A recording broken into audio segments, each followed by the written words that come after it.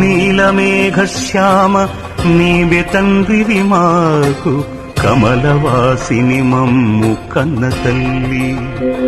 నీ భక్తవరులంత నిజమైన బాంధవుల్, నీ కటాక్షము మాకనేక ధనము. నీ కీర్తనల్ మాకు లోక ప్రపంచంబు, నీ సహాయము మాకు నిత్య సుఖము. నీ మంత్రమే మాకు నిష్కళంకపు విద్య, నీ పద ధ్యానంబు నిత్య జపము. తోయజాతాక్ష నీ పాద తులసి దళము, రోగముల కౌషధము బ్రహ్మరుద్ర వినుత.